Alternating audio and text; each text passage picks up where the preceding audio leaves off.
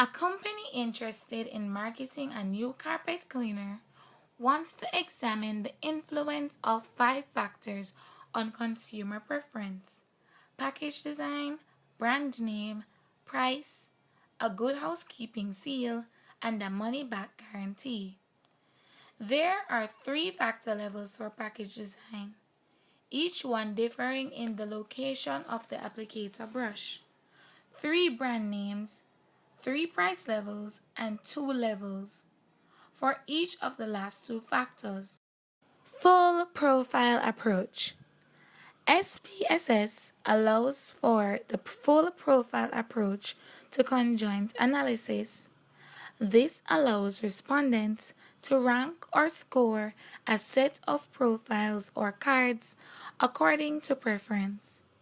The problem with this is that the total number of profiles resulting from all possible combinations of the levels become too great for respondents to rank or score meaningfully.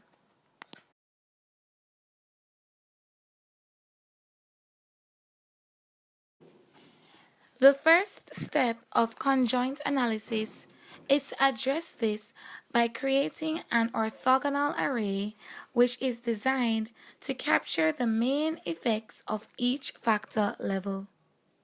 To create an orthogonal array, we go to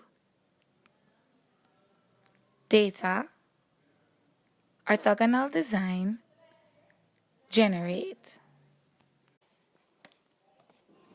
In the Generate Design box, we input the factor names and labels for our array. In this case, for package, we provide the factor label package design, then click Add. We then define values for each of our labels, which are preferences. We do this for all our factors, adding desired values for each factor label.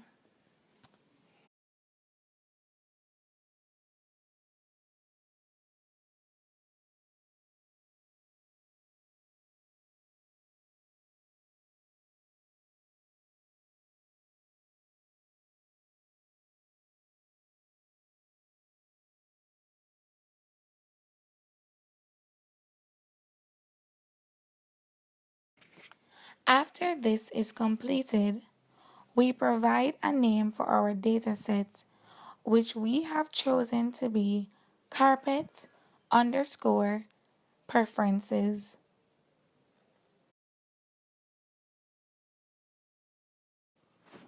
Finally, we add a random seed number between 0 to 2 million and choose the minimum number of cases we would like our array to generate.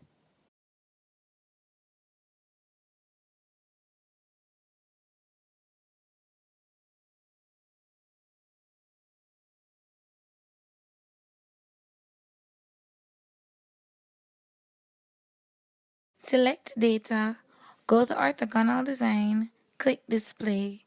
When the design box appears, select all the factors and transfer them. Then click Listing for Experimental.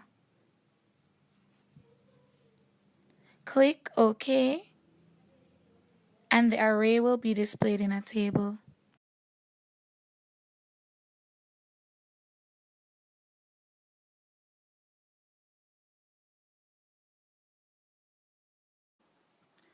Running a conjoint analysis. In SPSS, there is no graphical interface available to perform the conjoint procedure. Therefore, we rely on the following conjoint command syntax provided by IBM. We click File, go to New, and select Syntax. Then copy the provided syntax into the reader. Remember to indicate the paths of the dataset and the array appropriately into the first 2 lines. Select Run, then All, or Selection if you have highlighted the entire syntax. This generates the output tables from which we interpret our results.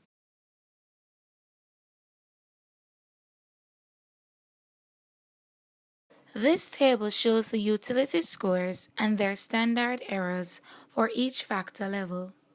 Higher utility values indicate greater preference.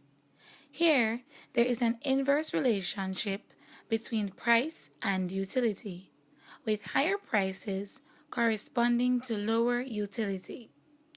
The presence of a seal of approval or money-back guarantee corresponds to a higher utility, as anticipated. Since the utilities are all expressed in a common unit, they can be added together to give the total utility of any combination. Importance values. The range of the utility values for each factor provides a measure of how important the factor was to overall preference. Factors with greater utility ranges play a more significant role than those with smaller ranges. This table provides a measure of the relative importance of each factor, known as an importance score or value. The values are computed by taking the utility range for each factor separately and dividing by the sum of the utility ranges for all factors. The values thus represent percentages and have the property that they sum up to 100. The calculations, it should be noted, are done separately for each subject, and the results are then averaged over all of the subjects. The results of our example show that package design has the most influence on overall preference.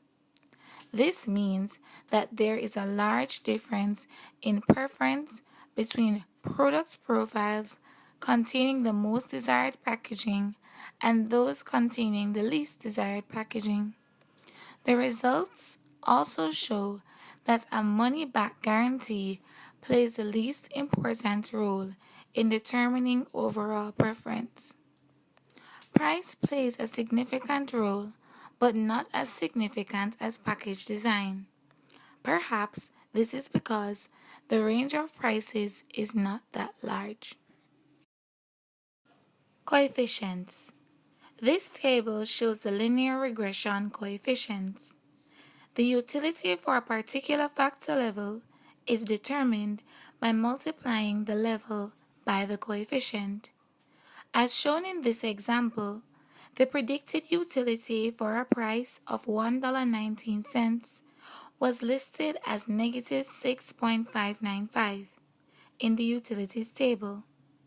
This is simply the value of the price level, 1.19, multiplied by the price coefficient, negative 5.542. Correlation coefficients. This table displays two statistics, Pearson's R and Kendall's Tau, which provide measures of the correlation between the observed and estimated preferences. This table also displays Kendall's Tau for just the holdout profiles. Remember that the holdout profiles were rated by the subjects but not used by the conjoint procedure for estimating utilities. Instead, the conjoint procedure computes correlations between the observed and predicted rank orders for these profiles as a check on the validity of the utilities.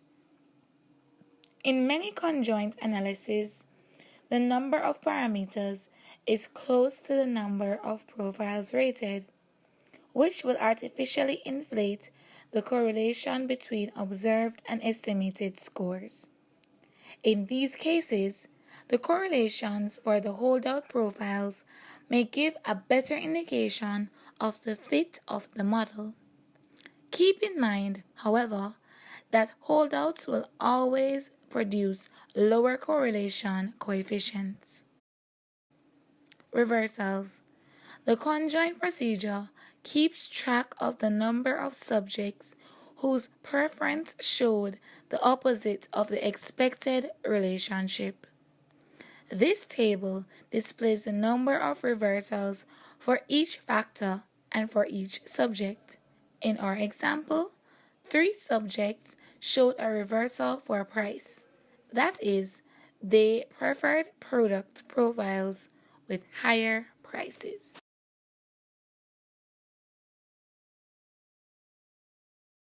Running simulations.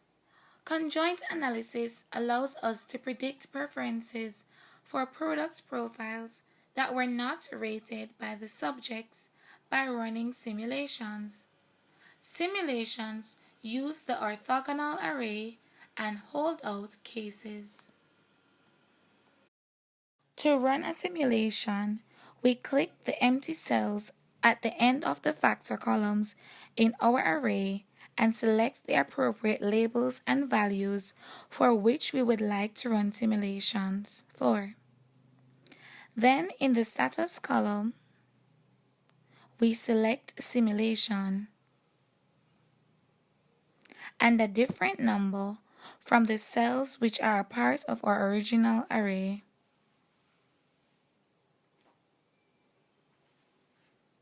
Here we create 2 rows for our simulations.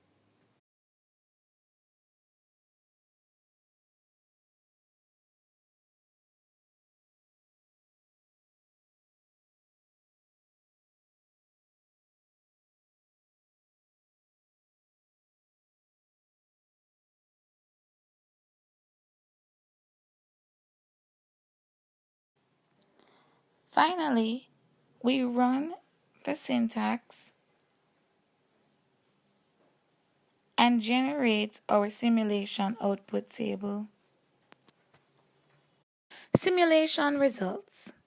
This table gives the predicted probabilities of choosing each of the simulation cases as the most preferred one under 3 different probability of choice models. The maximum utility model determines the probability as the number of respondents predicted to choose the profile divided by the total number of respondents. For each respondent, the predicted choice is simply the profile with the largest total utility. The BTL Bradley-Terry-Luce model determines the probability as the ratio of a profile's utility to that for all simulation profiles, averaged across all respondents. The Logit model is similar to BTL, but uses the natural log of the utilities instead of the utilities. Across the 10 subjects in this study, all 3 models indicated that simulation profile 2 would be preferred.